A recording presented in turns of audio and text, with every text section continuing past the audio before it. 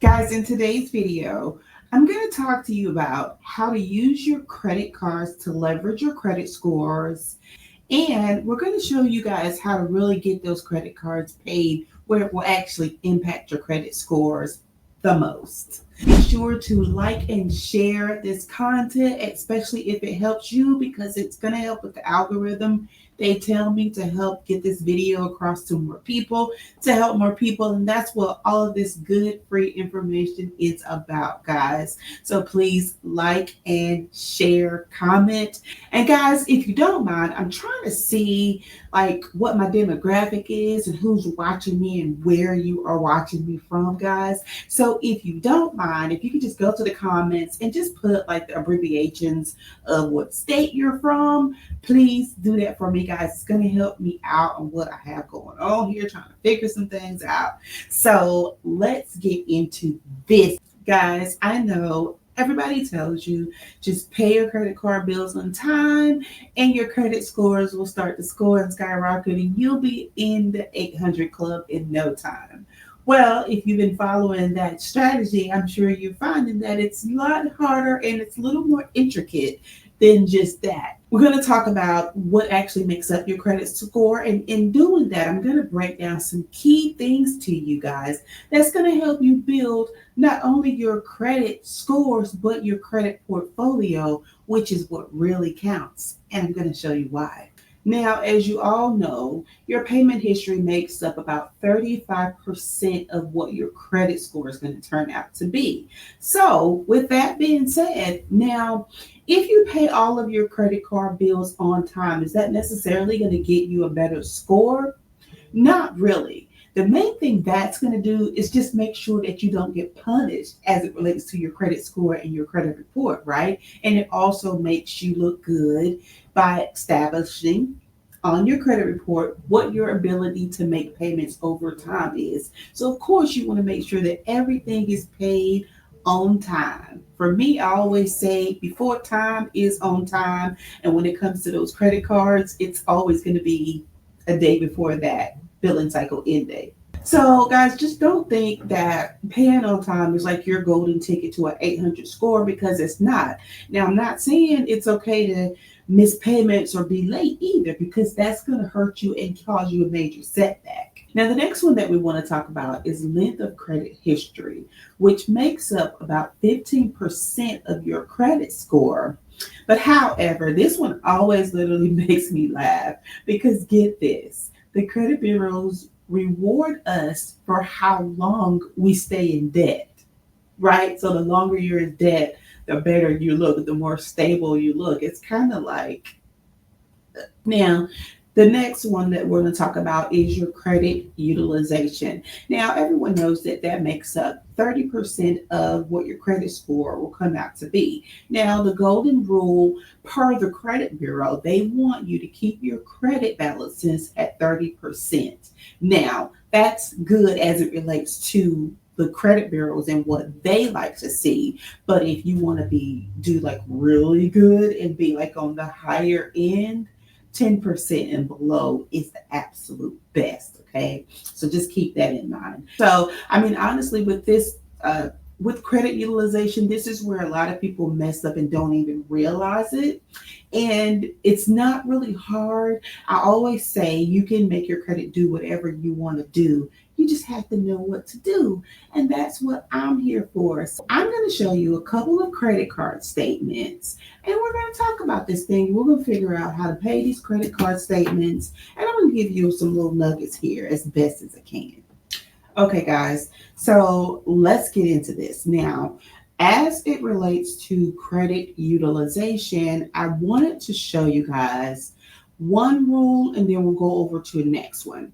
Now, if you make your payments by the billing cycle end date, which some people will call a statement close date or a statement end date, but it's the billing cycle end date. So you're always going to want to make sure that you keep your eye on your credit statement so you know when that date is. So when it's Capital One, and I don't care what Capital One credit card account you have, it's always going to be in your top right of the actual statement. So it's actually here. So this statement it runs from February 17th through March the 20th, which means that the billing cycle end date on this account is going to be on the 20th of each month. Okay. So that tells me that if I want to make sure that my payments are paid on this account by the billing cycle end date, then to me, mental check, my new due date is now the 19th of each month for this card. Okay. So, one other thing that I highly recommend that everyone does, especially if you have multiple credit cards, is to set up all of your credit cards on auto pay for the day before your statement cycle end date. Okay. The reason why you want to do this is to make sure that no matter what's going on in your life, that payment always gets paid at the minimum. So, like on this account, where you can see here on the bottom, it says minimum payment due is $29, right? So you're going to set this account up on auto draft on the 19th of each month to pay that minimum. Okay. It always gets paid no matter what. If you forget, if whatever happens to people happens, that's going to be automatically drafted. This is going to ensure your payment history stays intact. Hence, save your credit report and your credit worthiness. Okay.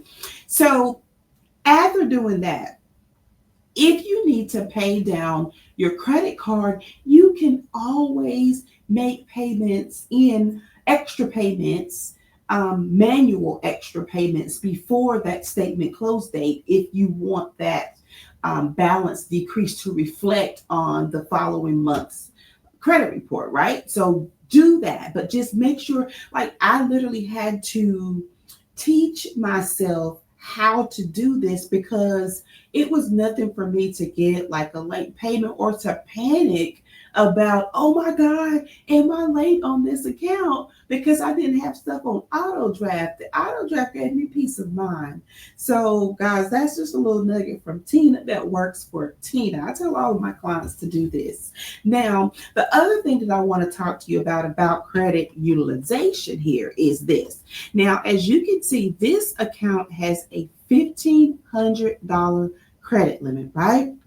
Now, as you also can see, I'm currently using $765 of this, which is almost at half. Well, actually, it is at half. It's over half a little bit. So let's say I'm using 50% of this, right?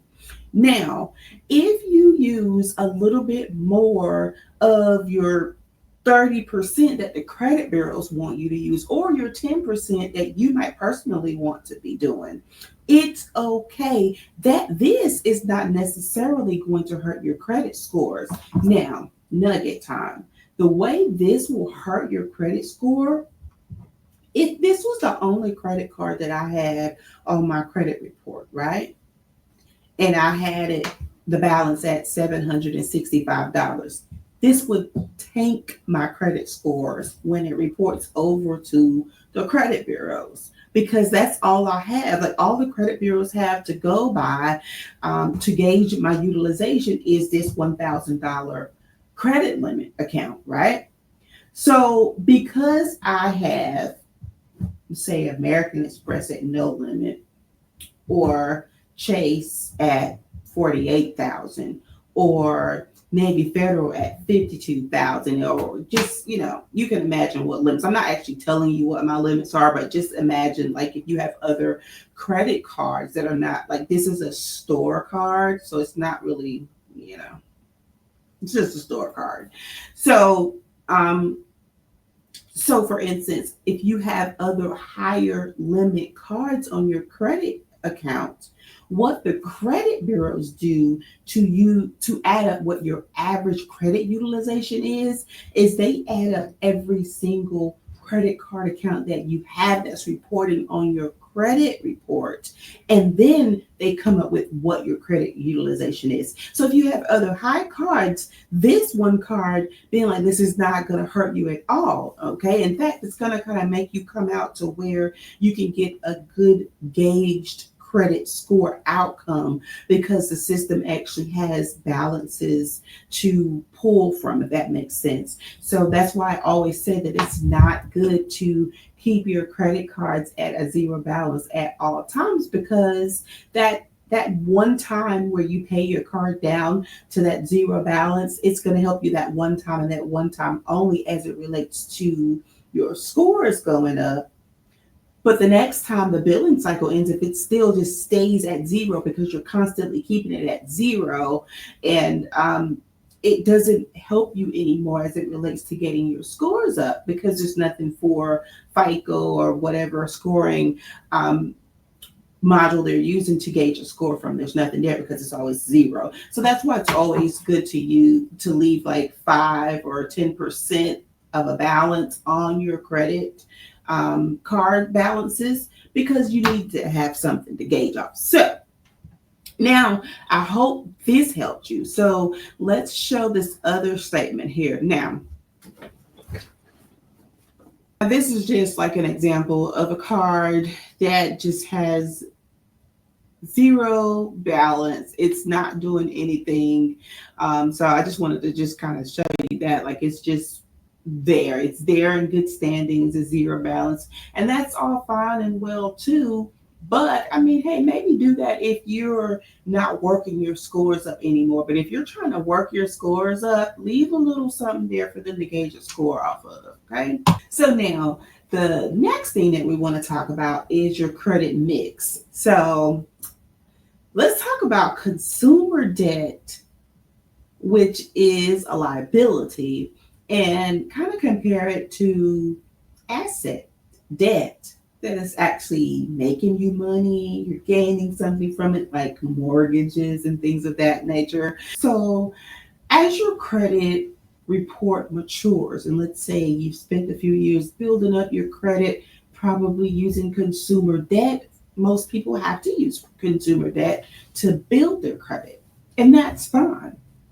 However, as you mature in your credit reports and scores, and let's say you reach that 800 or that 850 or whatever, and things are doing good, you don't want to continue to keep a chunk of consumer debt, because in doing that, it kind of tells me that you're probably living your lifestyle off of your credit cards, and that's not going to be the smart way to do it. That's not it doesn't help you with the long game. I'll just put it like that. It's better to have your own money, that you're saving, rather than to live a lifestyle off of credit, because they can take that credit limit from you anytime they get ready to without any warning. You see what happened with COVID. So consumer debt is good, from a building standpoint and as you need it. But, it's just my recommendation. What we're talking about credit mix, it's good to have that mix. You have to have that mix in order to get certain levels of different loans and finances and things. They want to see that you have like a good credit mix. It's like a good 4 to 5 store cards, or just regular like Capital One credit cards, Bank of America, Chase, things like that going on your credit report, maybe a mortgage loan, things like that going. Like, you want to have that stuff there, but you don't want to make it like a lifestyle and this is what you live off of. It's just my suggestion. But credit mix is very important. It actually gives in 10% of what your credit score is. Usually if you're like around the age of 30 or so and you don't have a mortgage on your credit report and all that stuff, it starts to factor in. That could get you some denials as it relates to applying for certain funding, loans, and things of that nature as well. And it could be your credit mix, And finally, we've got inquiries and new accounts. Now, this part basically tracks how much you're out here applying for. Too many inquiries in a short period of time simply makes you look desperate to lenders, right? And then, like, if you open too many accounts in a short period of time, it lowers your credit age. So you have to be careful with that. I would definitely say don't do too much. Don't apply for everything you see, and don't go applying and getting everything that they say that you're pre-approved for. Literally, I do credit repair. This is my 19th year, guys. I've seen people come in for credit repair and get them repaired, and all of a sudden they get all these offers, and next thing you know, you got like 20 different credit cards there. That is so confusing. Like, I don't even know how you keep up with paying 20 different companies a month. Like, it's just a lot. And then, you start to get overwhelmed with it at some point, because it's like, if you have a bad month financially, then you got problems. But to each his own. I will say this, guys: building credit isn't just about numbers. It's about being responsible and building that responsibility and accountability.